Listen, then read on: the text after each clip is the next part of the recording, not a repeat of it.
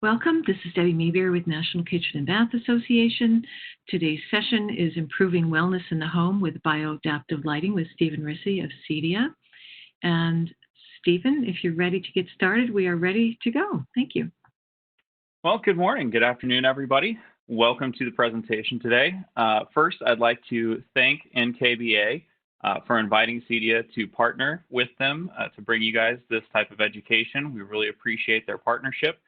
And hopefully this will be a great bit of knowledge for everybody to take back to your businesses.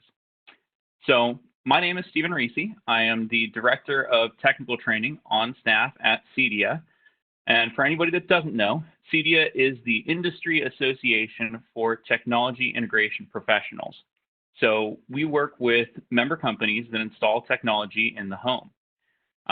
My position as Director of Technical Training comes from a long history coming from within the industry itself, working on different projects, both systems design, technical support, as well as some of the project management and business management side of things. And I've accumulated some different credentials along the way. But for today, we're going to be focusing specifically on lighting technologies that are emerging and very interesting to a lot of our member companies and the clients that they support. So by the end of today, it's a relatively short session, but we're going to be able to describe how light affects human biology and why bioadaptive lighting can potentially improve wellness. We're also going to go over some of the different product types that should be available and that you can look into in order to support human-centric lighting designs, and then also define some of the key aspects that are necessary for successful integration of these new technologies. So first, we're going to start with what is bioadaptive lighting? We want to talk about that. What does it mean? What is that term? There's a lot of different sort of jargon floating around, and we're going to get to the bottom of some of that right off the bat. Then we'll get into discussing how circadian rhythms work. After that, we'll move more into products and features that are available on the market, and then how to integrate these things successfully into the different designs and projects that you may have.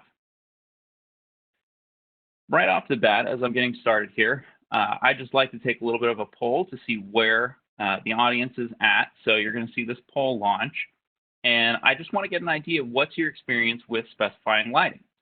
We may have some designated lighting designers on the line.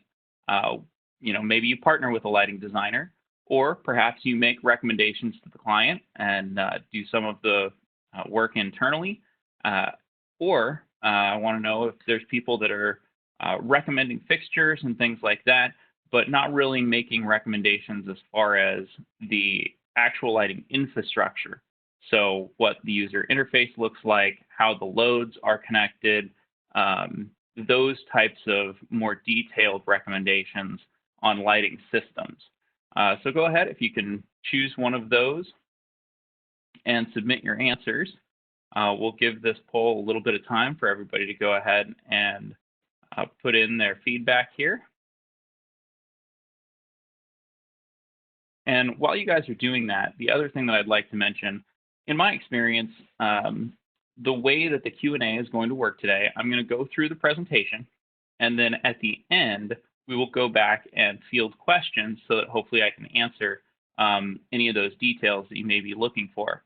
However, I'd recommend that as I'm going through the presentation, if you have a question, go ahead and use the question box in your display and enter your question when you think of it.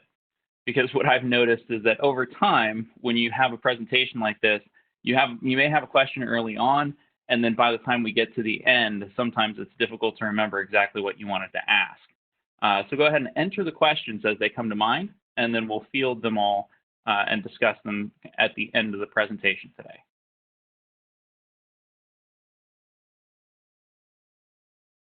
So we'll give anybody a few more seconds, and then we should be able to close out the poll real quick and share that with everybody so we can see who's on the call.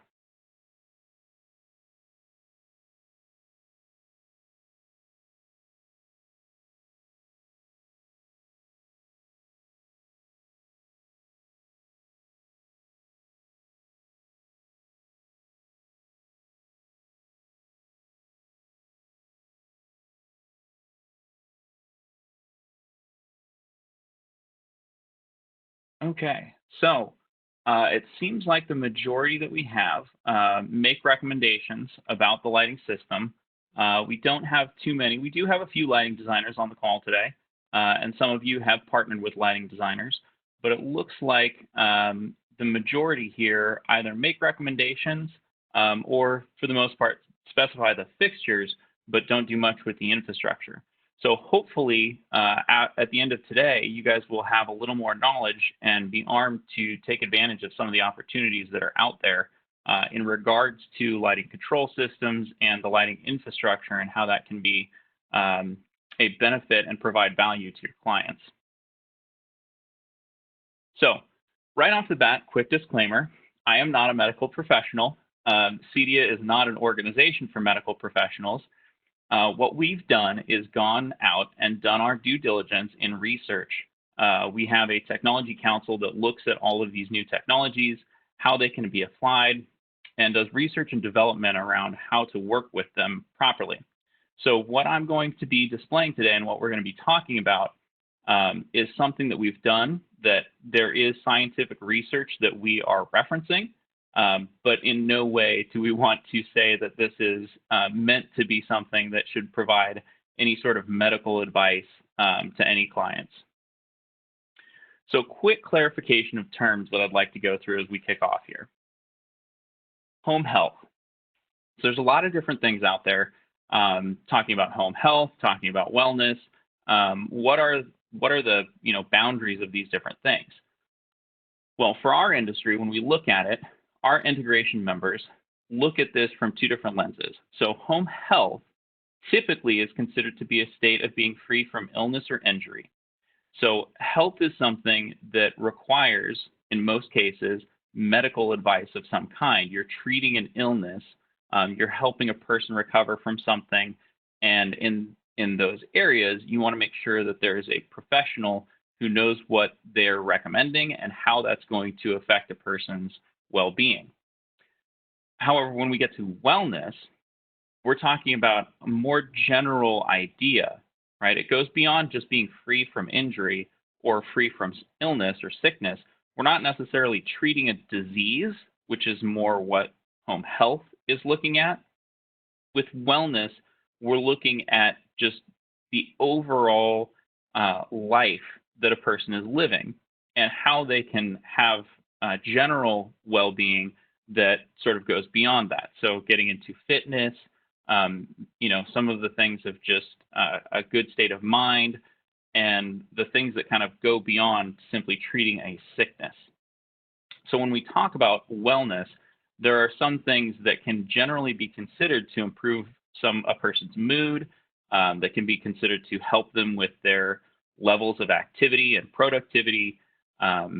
But with wellness, it's a slightly different approach than what we're looking at with health. So just being aware of how those terms sort of interact, and although a lot of people may kind of use them interchangeably, we want to be clear about making a distinction whenever you're making a recommendation to a client, some of those key differences, especially when it comes to treatment of illness versus simply having somebody help them improve their lifestyle. So bioadaptive lighting. That term has come out in the industry, and a very similar term is also being used, human-centric lighting. So the idea behind this is that it has to do with our human biology. So our biology is actually adapted to sunlight. That's the history of the human race, is primarily based on the sun and then having daytime and nighttime. So our biological clocks, our biology is based on the light that comes from sunlight and then the absence of that light and what that does to our bodies. And so because of that biology, now when we start talking about artificial lighting, how does artificial lighting relate to our biology? And when we look at adapting, right, the artificial lighting to our biology, that's kind of where this term comes from. So improving the lighting so that it matches better to our biology.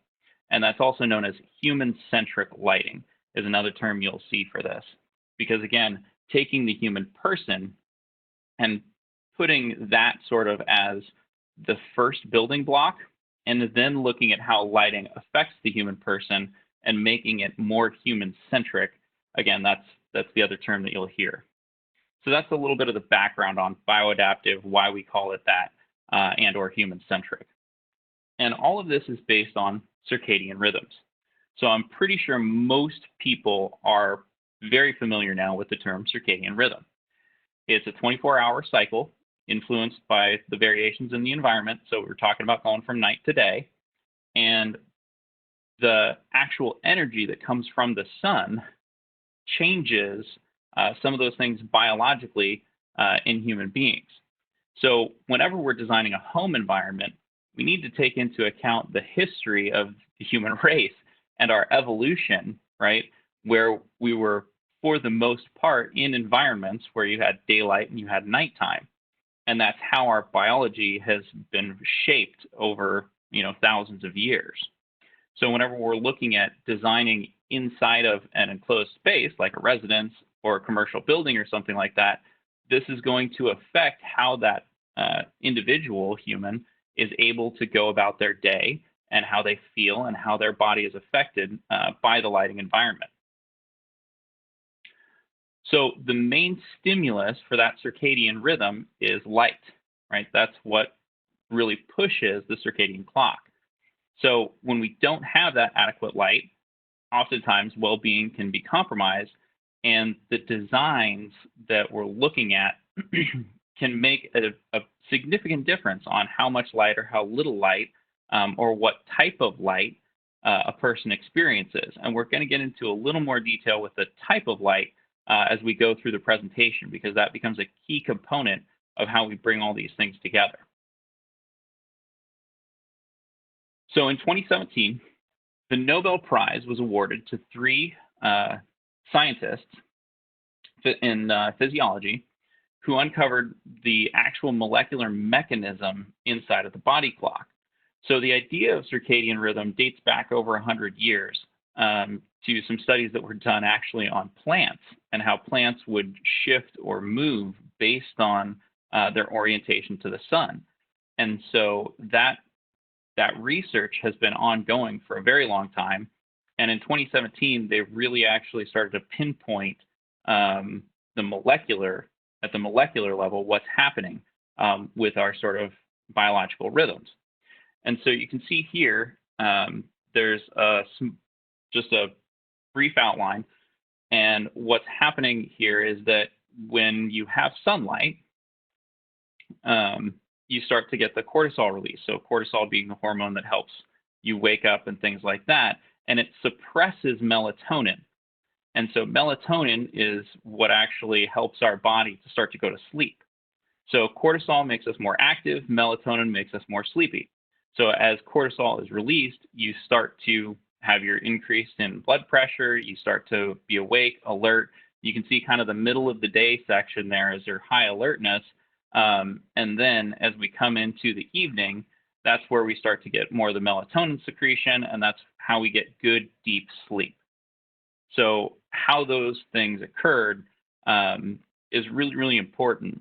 And so part of that is not just, light in general, but what wavelengths of light, what quality of light will affect melatonin production.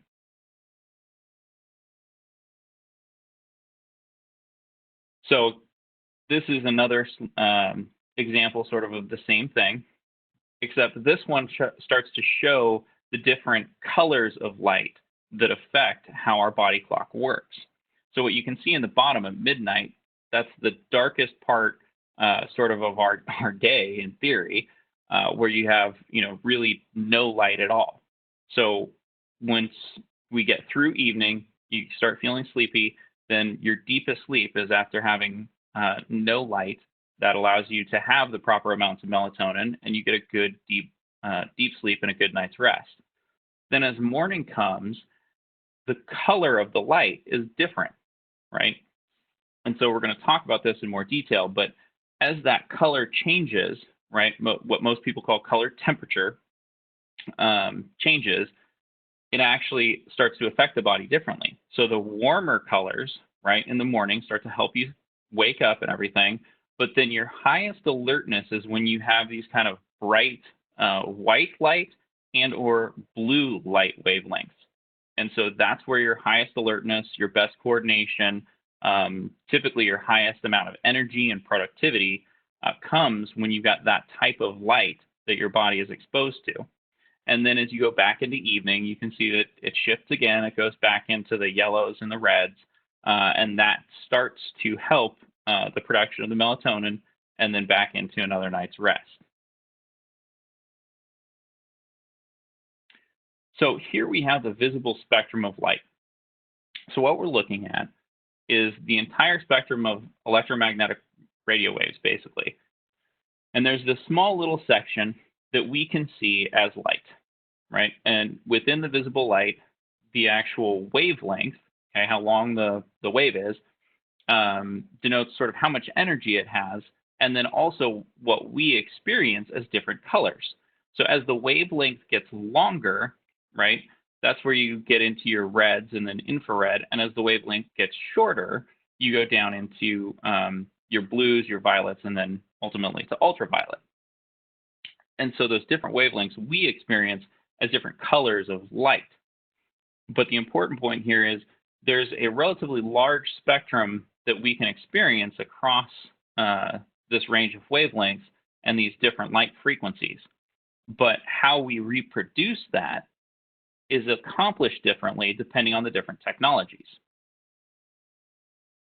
So one of the things that's really important is that those high energy short wavelengths in the blue light frequencies actually suppress melatonin. They very specifically suppress melatonin. And so that's what causes us to be drowsy.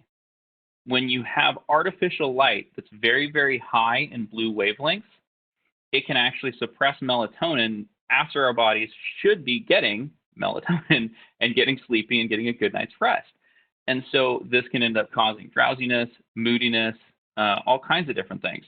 And you've seen a lot of the major manufacturers of mobile devices and screens and things like that start to make adjustments to how their devices work. So many of them now have sort of what, nighttime mode, right? Where you'll see the actual color of the screen shift and change.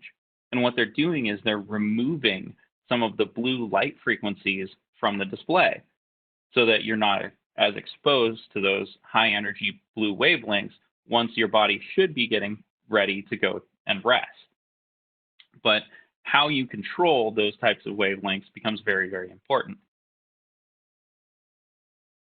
So the history of artificial lighting. Again, for thousands of years, for the majority of human history, we had daylight, and then with artificial lighting, we had candles, right? And the type of light that a candle produces is very sort of soft, right? It's not high energy. It's just enough to see a little bit around with, and it's also a very warm sort of color temperature. And so the next evolution, came from Thomas Edison and the light bulb, and the standard incandescent light bulb that we think of today as being sort of the primary driver of artificial lighting in the world we live in. And so there you had a filament, it would get energized with electricity, it would give off some light, but most of the energy was actually dissipated as heat. So very inefficient, but it produced a relatively low light level, warm energy, and that's what we've used for the past almost 100 years. Then you've got CCFLs, so compact cathode or cold cathode fluorescent lighting. And the way that they work, they energize a gas, and then it gives off light frequencies. Now, the change here is that we're going from something that was producing a relatively warm, right, wavelength to something that's producing a little higher energy, right? So with these, we're talking about things that worked more with some of those blue light wavelengths and then on into LEDs, which have become sort of the standard for today's world. So the considerations that come into play, though, as artificial lighting has evolved, really have to do with those color temperatures and the shift in the wavelengths that are being produced. So here is an example of the visible spectrum and then different types of artificial light lamps, right? So different ways that we're creating light. So with daylight, you can see a very wide spectrum, and it doesn't have a huge peak in any particular spot. And again, the energy in those different wavelengths actually changes depending on the time of day. Next, if we look at incandescent, very low in the blue wavelengths. And then most of the light that you were getting was in those longer wavelengths, your oranges, your reds, etc. You can also see, fluorescent. With that, you have a few peaks, and you don't have much in the middle overall. So some of the problems with those, I'm sure as designers, you may be familiar with fluorescent lighting and what it can do to the colors in a room. We'll talk more about that in a second. But then you've got halogen. That's a little bit wider spectrum, a little bit flatter across, but again, not too many blues. So if you're in an indoor environment in the middle of the day trying to be productive and you don't have enough blue light, that can actually be bad for productivity because you can feel kind of tired and lethargic because your body is actually starting to create and secrete melatonin before it should be. So when you want to be active, you actually want those blue light wavelengths. So then we move into sort of the cool white LEDs, and you can see the huge spike in blue here. A significant amount of the energy that was being produced by most LED lamps is actually in the blue frequency range. And so the problem with that, excuse me, is that if you have that on, into the evening, and you've got too much blue light energy that's being, pushed out, that can actually cause problems with people getting good restful night's sleep. And then shifting over into warm white LEDs, you can see they still really don't get into those nice reds. So it's been very difficult to produce LEDs historically that have a good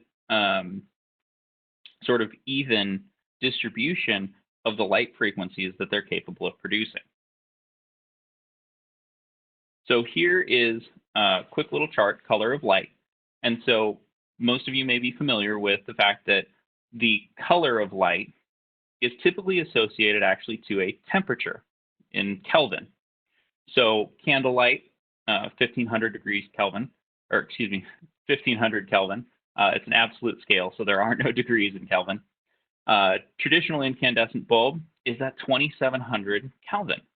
And so most people are very familiar with that. It looks nice. It's soft.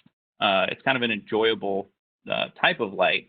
But if you're at home in an environment where you're trying to work from home, like most of us are nowadays, it may be difficult to be as productive as you should unless you've got really good natural lighting to supplement the incandescent bulbs around the home.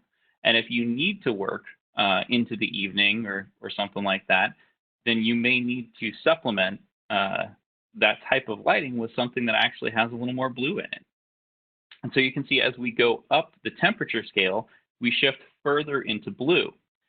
This actually comes from some studies that were done. They took a piece of tungsten. It was called the black body curve, and it has to do with some research that was done on the visible spectrum of light. And so they took this piece of tungsten and they actually heated it. And as they applied more temperature, the tungsten started to change color. And so that's why we associate color with a particular temperature. So this gives you just somewhat of an idea of how the temperature relates to the different colors.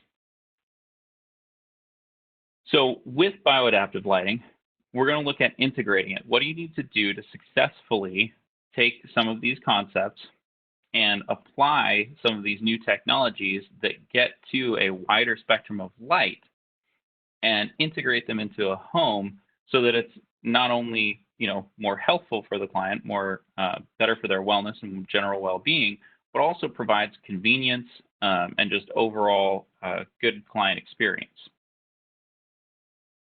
So looking at the color rendering index, okay, this is a measure of a particular source's ability to reproduce colors. So what we are used to as human beings, all of our experience with color rendering historically has come from daylight. So when you have an object in your hand and you're outside in sunlight, what color is that object? Well, as if you remember that slide that I was on a few minutes ago, daylight hits all of the colors in a relatively even energy level. And so all of the colors could be very vibrant um, and be seen really, really well and distinctly. So when we have artificial lighting, when the light source itself doesn't have particular wavelengths, when that light source bounces off any object, you're only going to get reflected back the wavelengths that are being produced.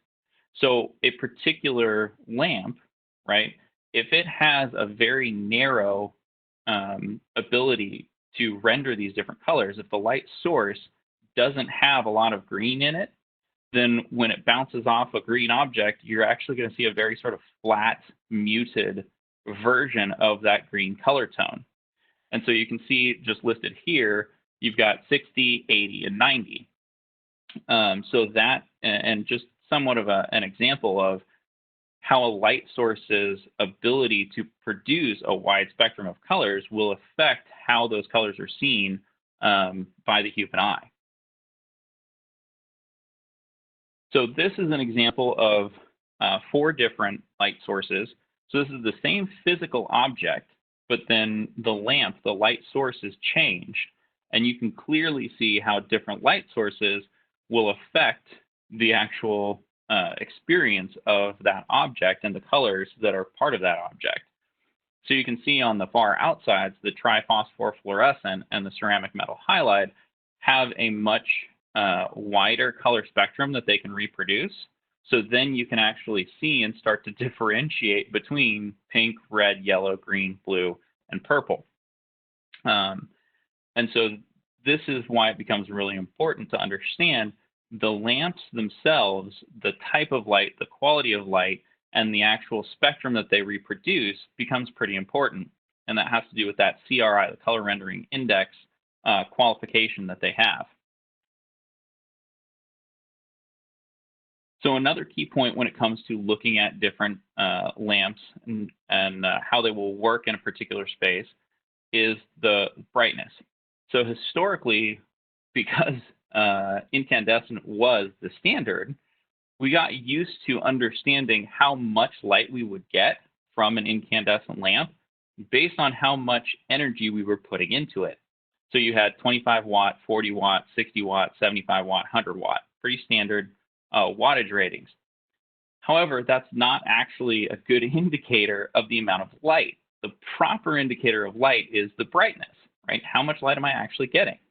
And so this chart gives you just a quick snapshot to see that the actual amount of energy that I'm putting in is much more efficient now. And this is also why, incandescents have been pulled back, put regulations on, and they're not necessarily allowed to produce them anymore. A lot of governments are now putting these things in place that because they're so inefficient with their use of energy, they're moving towards the more efficient opportunities with CFL and LED. The problem with that is CFL and LED hadn't caught up to being able to reproduce those really good, rich reds that the incandescent lamps could produce that we have gotten used to over the last 100 years. And so while they deprecated the incandescent lamps for efficiency reasons, we hadn't been able to catch up when this first started happening 15 years ago with the actual quality of light that was being produced from some of these LEDs and CFLs. But this slide should give you an idea of how those things relate when it comes to the actual brightness, which is what we want to look at today in lumens, right? So how much light energy is this thing actually producing? It doesn't necessarily matter so much how much energy am I putting into it, but how much light am I getting out of it? And that's going to be measured in lumens. So with LED lamps, there are different types of lamps. So one of the key points that I hope everybody's able to sort of take away today is that what type of LED you put into an environment will actually affect the outcome of the project. So there's different lamps that are designed for different purposes, right? So there's your standard white. It has a single element. So there's one element on it that's meant to produce white light. There's more the warm white, okay? And oftentimes that's going to have both a white element and a yellow element in order to help with that dimming.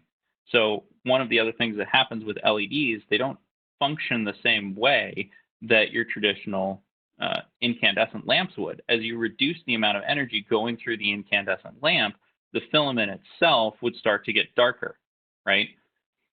And so traditional dimmers worked in a way that they would actually allow energy and then cut off energy. And they were doing that, thousands of times a second.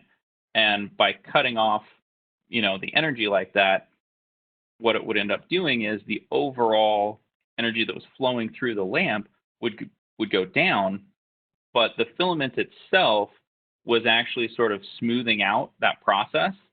Whereas with a light emitting diode, if you give it energy and then take the energy away, the light emitting diode itself is being turned on and off. And so that's why if you pair an improper LED lamp with a traditional style dimmer, you wind up with flicker. Because the traditional style dimmer, what that's actually doing is it's cutting the waveform, the energy that's going to the lamp. And so ensuring that you have something that's actually regulating that energy in a way that it's not cutting it like that, like a traditional dimmer would, will help solve some of these problems with flicker and things like that from dimming situations when you're trying to work with LED technology. And so the other thing that happens when you would dim sort of a traditional incandescent bulb is that you'd have a little bit of a shift, right, in the color temperature. So as the lamp got brighter in an incandescent, it would start to shift the colors that it was producing, and it would get a wider color spectrum.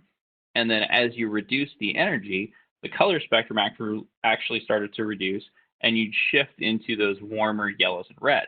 And so that's why when you see some of these LEDs, instead of just reducing the light output, they're actually creating a color shift, or they're sort of artificially creating a color shift that feels more like a traditional incandescent. And so they're adding these different elements. Now, when you have the RGB, now you've got a red, a green, and a blue. So now they're using 3 different elements, and they're actually able to then tune the light, because the way that human beings experience white light is fundamentally a combination of all of the colors combined. And the cones in our eyes, we have a red cone, we have a green cone, and we have a blue cone in our eye. So we fundamentally see red, green, and blue, and then the combinations of those make up all of those frequencies of light in between, all those different colors in between. But those are the 3 primary points of color that we as human beings can see. And so now when you've got RGB, red, green, blue, you can create all of sort of the different color spectrum. And then with RGBW, they're combining an LED driver that produces white light with LED drivers that produce red, green, and blue independently. And by combining all of those things, that's where we really get tunable lighting. So we can really start to tune what the color temperature is, what spectrum of light is being produced, and how the client is going to be able to experience that environment. So how these different lamps work is often very, very different between manufacturers. So it's important to understand how the manufacturers are producing their products to be dimmed. What type of feature sets are they capable of? What type of dimming functionality do they offer? And be aware of those things so that you don't end up with a really potentially poor experience with flicker and things like that. So again, tunable white lighting. This is that study that I was talking about a little bit earlier, the CIE 1931 chromaticity diagram. So this was developed to show the entire spectrum of light that's visible to humans, not just in terms of the wavelength, but in terms of how that light is combined so that we experience it as different colors. And so again, you can see the corner is at the red point, there's a corner at the blue point, and then the top there is our green. And if you can imagine, this would actually have another axis for light intensity. So how much light, and that's your lumens, right? So there's your color, and then there's your lumens.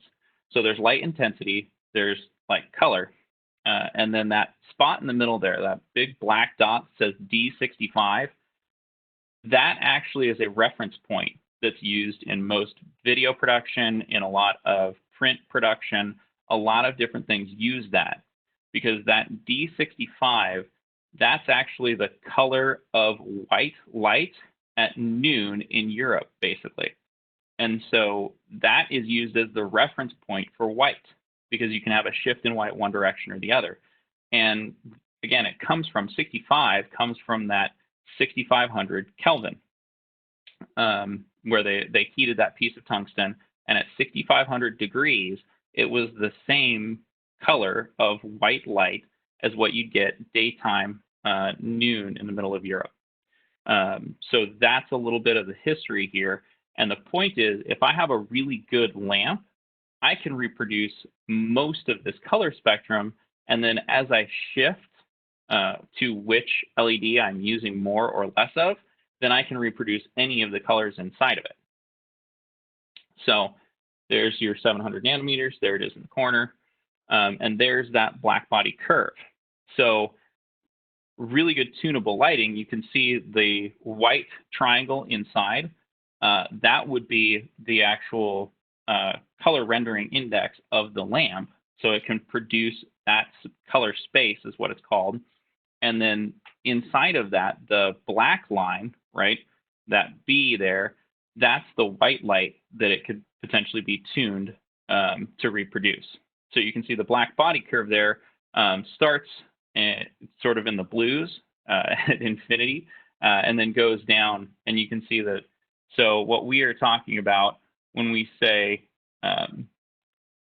tunable lighting, and we want to talk about our 2700 Kelvin, so that's right in here, okay? So you can see as you're coming out of red, the temperature as they heated that piece of tungsten goes up and up, and then you start getting into here's white, right? And what we're talking about, and then going into the blues sort of over here on the other end of the spectrum. So this is all based on how our eyes have been adapted to experience these different colors of light.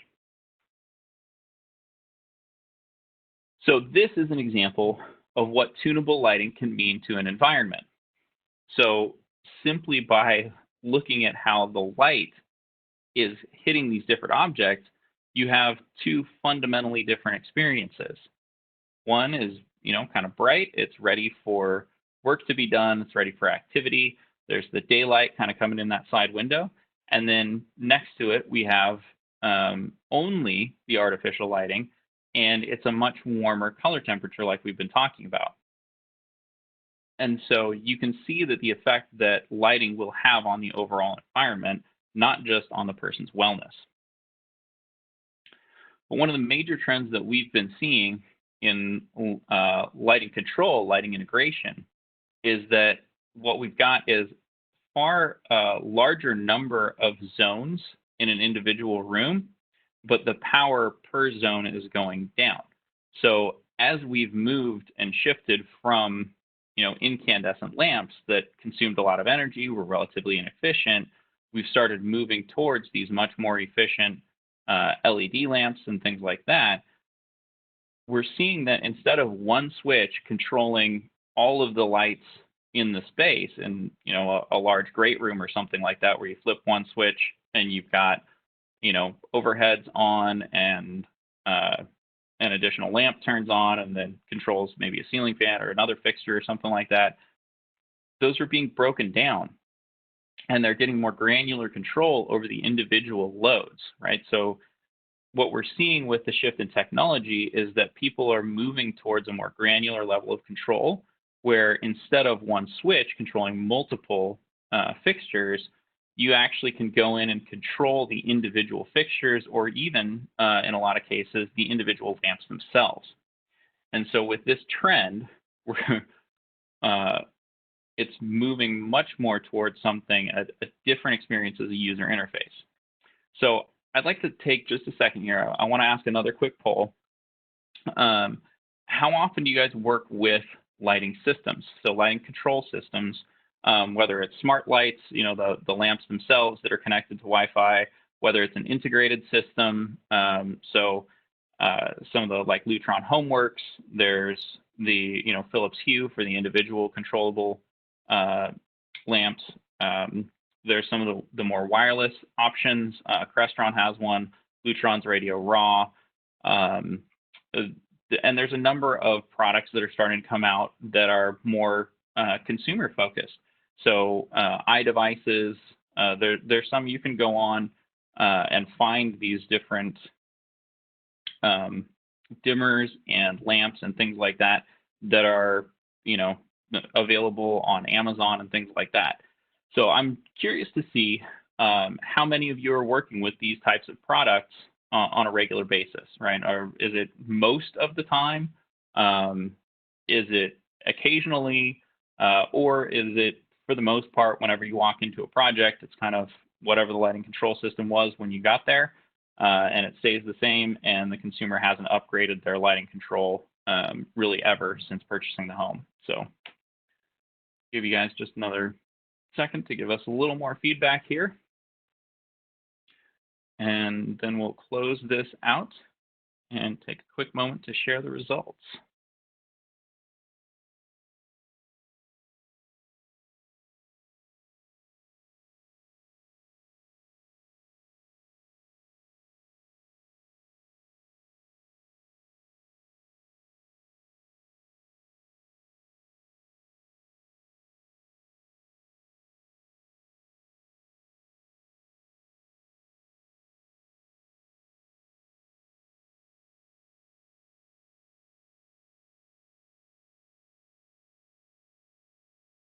Okay, so it looks like some of you do have lighting control that you're working with on most of your projects, or many, but it looks like the majority either work with lighting control on occasion. That's actually the most popular. And then some of you really have never worked with lighting control at all. So hopefully this will, again, give you a little more ammunition when working with clients about the opportunities that are available when it comes to lighting. The lamps themselves, as we talked about, getting a wider color spectrum means that you'll be able to tune that lighting so that it's better adjusted for the individual's lifestyle, but then also how you control it for convenience reasons and things like that. So what do we need to adjust when it comes to lighting and how we control lighting? We are now talking about 3 different variables. So first of all, you have to be able to turn it on or off. Next, you need to be able to actually adjust the light output in lumens. And then now we're also adding color balance, right, or color temperature. So we now have 3 different variables that any individual load may have to work with. So what that means is that this isn't going to cut it anymore. If you simply turn the light on or off, that's not going to accomplish what the user wants to do. Now, there's also dimmers available, right? So then we've got 2 points of contact, so we can turn it on and off, and we can adjust the lumens.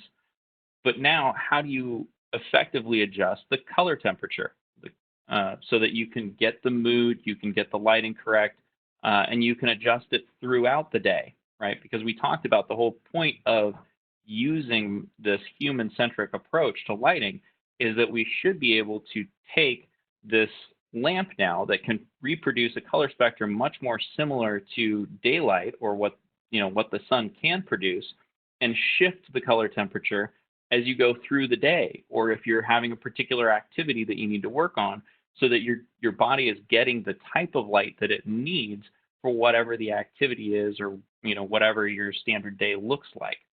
And so the traditional user experience really isn't going to cut it, because even if I tune to one color temperature and say, okay, that's the color temperature, well, that's not really going to give them the benefit of this human-centric approach, because our bodies are used to a shift in color temperature throughout the day. So if I simply tune it to one thing and then say, okay, turn it on and off, that's not really getting to the heart of why we want to get this, human-centric approach.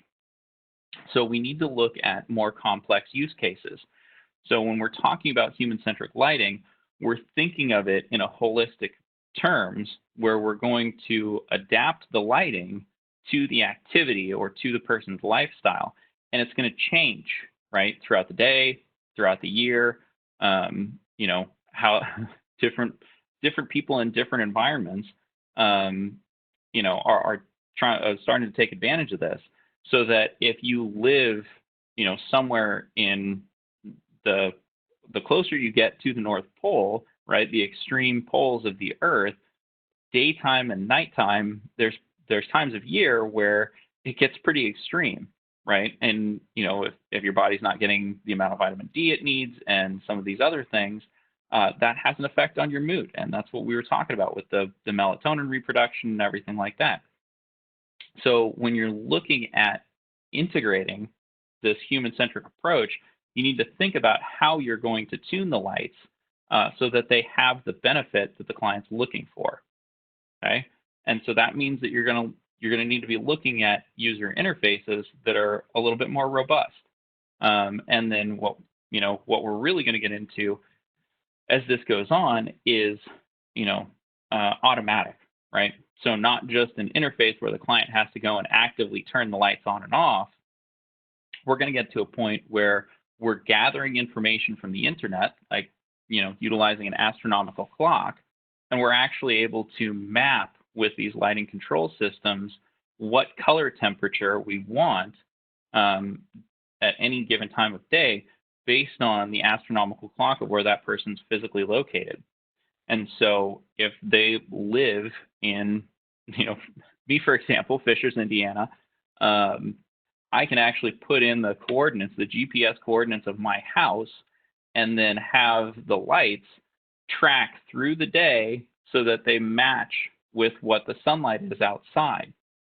And that gives the person, it gives their body sort of the benefit of having this progression from the warmer color temperature in the morning so that you have an opportunity to wake up into the activity and the productivity that you want in the middle of the day, and then the cool color temperatures that,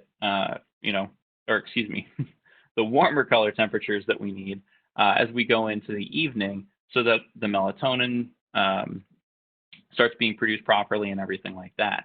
So there's a lot of automatic features that become available when you start working with the more advanced systems and the integrations that they're capable of.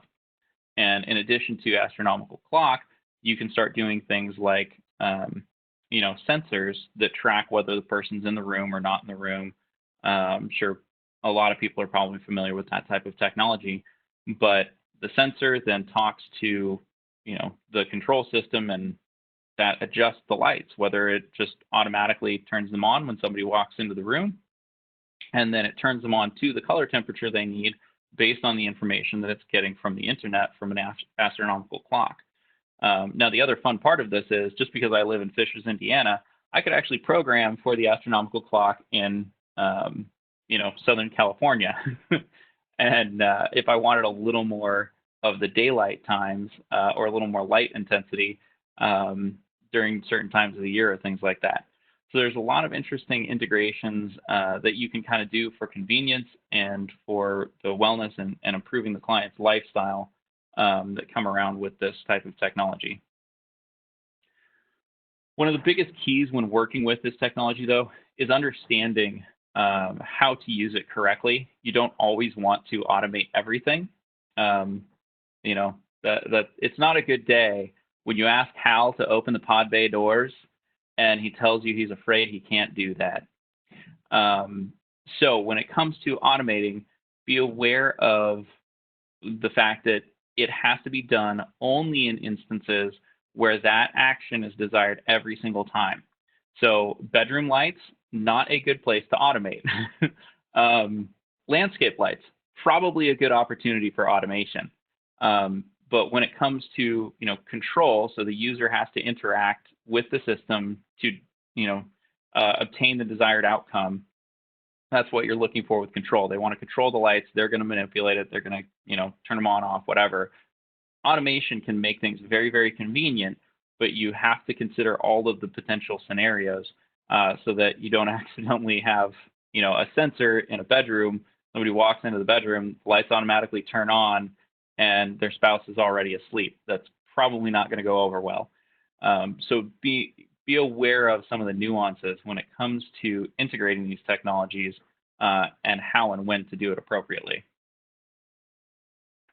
So as we kind of wrap up here, human-centric lighting, the idea of it is to balance visual, emotional, biological benefits, right, that we have sort of inherited and evolved into as human beings, right?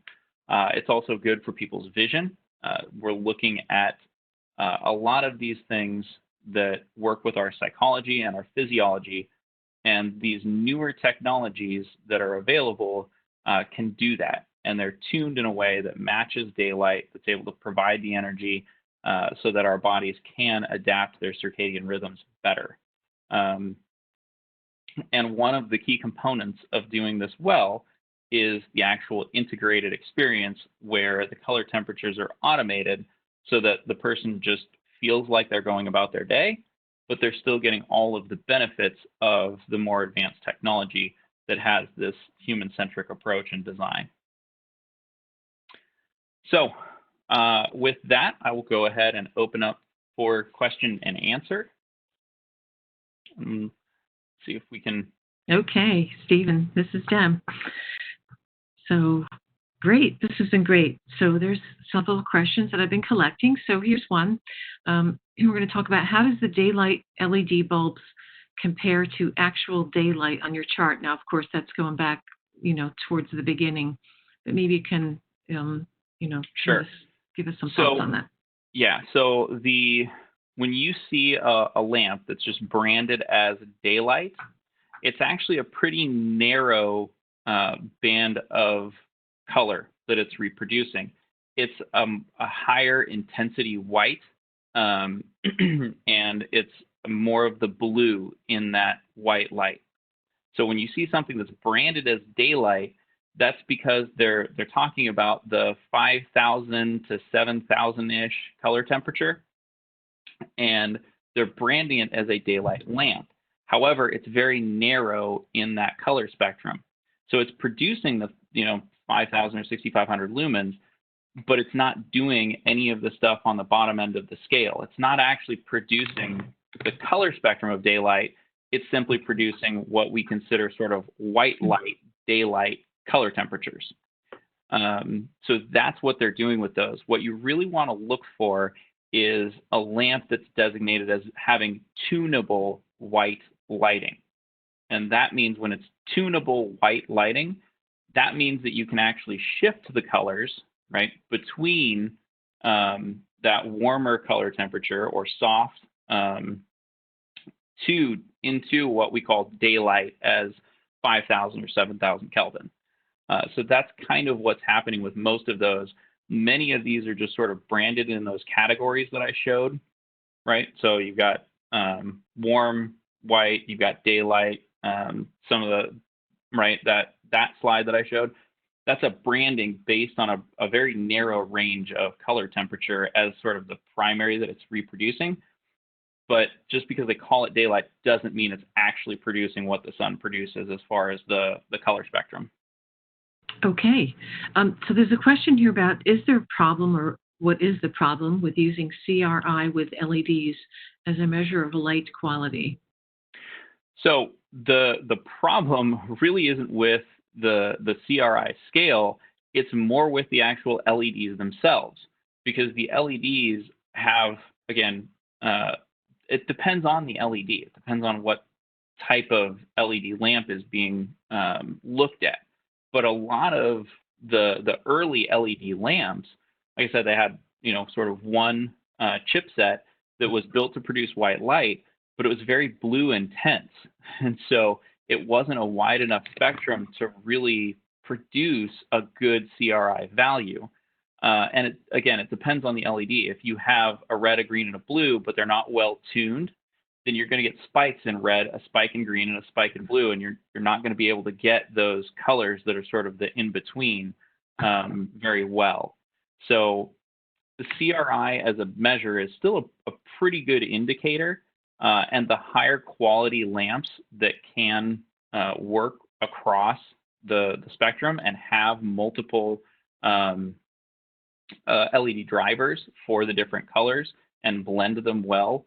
And that's why, like I said, at the end, when you get to tunable white, they're actually using red, green, blue, and an independent white LED. And so that's how they're able to reproduce a wider color spectrum, and you'll wind up with a better CRI. Okay, so there's been a lot of comments about this. So this very topic that we're talking about, how long do you think that the RGBW tunable light will be affordable and commonplace? That's one question. So I suspect it's because of the technology that's behind it right now. It can be relatively expensive. A lot of the pioneers in this industry right now are charging a pretty significant amount of money for some of these higher end lamps. But again, hopefully this kind of shows why that technology is different, because a lot of people, I don't think, really understand what's going into building that lamp so that it can reproduce the wider color spectrum in a full way and, have it really be effective. It's difficult to say. I think that based on the popularity of how interesting this is to a lot of people, if the education gets out there and the general public starts to understand the benefits and the differences, because that's part of the problem, is there's a lot of confusion right now, when it comes to, well, this lamp produces white light and this lamp produces white light and this one's a fraction of the cost of that one. So what am I paying for? Once they start to understand and potentially see some of these, more significant benefits, both to their lifestyle and to their wellness, I'm hopeful that, we will get over that hump. I would estimate, just based on my experience with other technologies, it's probably going to be at least a few years before we start to see a significant drop in expense for some of the, tunable options. So I'd say the 3 to 5 year mark. I mean, technology accelerates every year. We continue to move faster and faster as far as, production quality and reduction of costs and all of those kinds of things. But I don't see it being an immediate shift. Personally, I think it's going to take a few years. Okay. So the fact that you just said that, so someone is asking a question. So how can people that are in this business, obviously most of our folks here are designers, but how can we avoid the chasing technology syndrome, like installing technology that would change in 2 to 3 years? Do you have any thoughts on that, Stephen? I know you addressed it. Technology is going to continue to change. It's something that our members manage almost constantly. One of the things to look at, though, is looking at products that have sort of a stable history. We are starting to experience more manufacturers that are working with upgrades based on more of the software and the firmware as opposed to hardware. So it's almost unavoidable to chase technology to some degree. But when you look out, try to look at a 3 to 5 year, where is it going to be? We do have a lot of resources for that at CEDIA. We have our technology council, which is dedicated to research and development. We have some webinars and some white papers and things like that available. We do have a white paper on lighting technology and, how this human-centric lighting kind of works. But in addition, we also have our Finder service. So if you really want to make sure that you've got technology, and understand it well, my recommendation is always partner with a CEDIA member so that you have somebody that's certified as a technology integration professional that can help you navigate some of these conversations because they work with these product lines day in and day out. They're getting information from the manufacturers, Lutron, Crestron, Delos, Philips. They're looking at this constantly, and not just in terms of the lighting itself, but also the other technologies that our members traditionally integrate into the home. So display technologies, video systems, audio, all of that stuff, the network especially, and how that supports all of these other technologies. Because no matter how good the lamp is, if you need to control it, most of the control is based on the actual communication that happens on a home network. So if the home network goes down, then you can't actually control that lamp the way you need to. So all of these technologies kind of work together. And again, I would recommend, partner with a professional that it's their job to make sure that they're making recommendations that are going to be good for the client for the next 3 to 5 years. Okay, so I'm glad that you brought that up about the integrators. So someone is asking this question, and as you can imagine, there's a ton of questions here about, different areas of lighting throughout the home, the bedroom versus under the kitchen cabinets and those types of things. So I'm not sure we can address that here at this point in time, but this person's asking about if they work with an integrator that you mentioned, should the integrator know how to match the sophisticated solutions if the designer selects the fixtures, or do you think it's better to collaborate with somebody from CEDIA? I'm not sure how that works. Yeah, so there is some nuance there. Most of the integrator members that I would say work with lighting regularly, and one of the other things you can do with the Finder service, you'll see the listings, and most of our members will show sort of their specialties and what type of technology they work with, so you can find somebody that has the expertise in the areas you're looking for. But I would recommend, if you can, do what you can to be collaborative.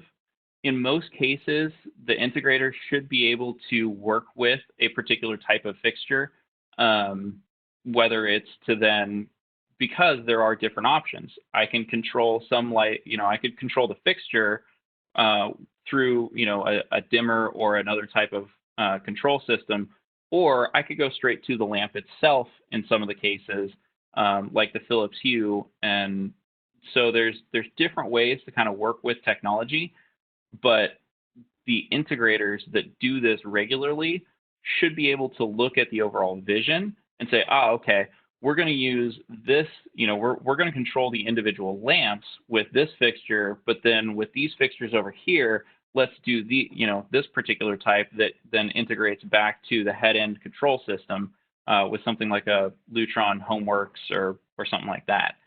So there's not necessarily always one right answer. There's so many different variations of how these products communicate and how you control them, that there's a lot of options. And so if you take a collaborative approach, a lot of times the integrator will be able to bring to the table some different suggestions about how to accomplish what you want for an end result. So most of the time they can kind of work with those things, but it's good to engage them as early as possible, because you may be able to find a fixture that meets the design need, but also already has integrated within it the communication technologies or things like that, from somebody like Lutron or Ketra or some of those other major manufacturers. Okay. Yep. So you mentioned about a list. So I'm assuming that you're talking about there are integrators that can be found on CEDIA. Is that correct? Yep. Check out cedia.org and find a pro. And so you'll be able to go on there. We're a global industry association. And so you can go on there, you can put in whatever your local area is, and it'll give you a listing of CEDIA members. It'll list their certifications, it'll list a lot of their qualifications and help you kind of connect and vet out who might be a good partner for you in your particular region. Thank you. And so there's been a couple questions here about the bioadaptive features that you were talking about earlier. And so they're wondering if there have been studies that show an improvement in wellness and psychological effect with the human-centric lighting. Or is there an actual, science out there that works with this type of thing? Yeah, I think we touched on it. Yeah, so that goes back to originally the research, like I said, that was done by those three physiologists in the area of circadian rhythms and looking specifically at the wavelengths of light that are triggering these different things, melatonin and so forth. So that's a lot of the science that it was based on, but then there are researchers that are developing these lamps to produce the wider spectrum. So they're able to match now the lamps themselves and the light output from the lamps with the light output, like we talked about, that's already been proven to, suppress melatonin or allow melatonin. But there's ongoing research as far as, an actual feedback of, okay, we're going to put these people in this environment under these lights and then, see how this works. That research is really kind of being done now. So they had to start, they had to figure out how to produce a technology that could actually match the wavelengths that the original sort of foundational science proved. And now they're taking the technologies and they're doing research with it on how the overall impact is coming across to, human beings in real life. So there's not a lot of data that I've found on that yet, but that's a huge focus of the industry in general. So I would say you're probably going to start to see some outcomes from some of that research probably in the next 12 to 18 months, if not a little sooner. That's great information. So you mentioned earlier about some white papers. Do some of the white papers, are they available through CEDIA to address some of the things that you've talked about? Yeah, so all of our white papers also are available on the CEDIA website. Our white papers are typically produced free for members. Some of our content is available to the general public, but some of it is a little more proprietary and more specific to the industry itself. Most of it is still available. It just may be a cost. So depending if you're interested in CEDIA membership or if you're working with a CEDIA partner, they could potentially access and collaborate with you on it. But anybody that has more questions, you can always get a hold of me directly. My name is Stephen Rissi, so SRISSI @cedia.org. You can also reach out to us at education@cedia.org, or check out the website and see what you think, and reach out to us any number of ways. We're here to help. Like I said at the beginning, we really appreciate this partnership with NKBA. It's a really beneficial opportunity, I think, in both directions. So thank you for the time today. Yes, thank you, Stephen. This has been great, and I know we've gone over time, and a lot of people have been sending their thanks. That was a great presentation, and that you boiled down the highly technical information into something that was a little more layman's terms, so that designers can speak, to their clients about lighting, and also to work with lighting professionals. So this has been great. Thank you so much, and I do enjoy the partnership as well. And I hope everyone has a great day. Thank you again. Thanks very much, everybody.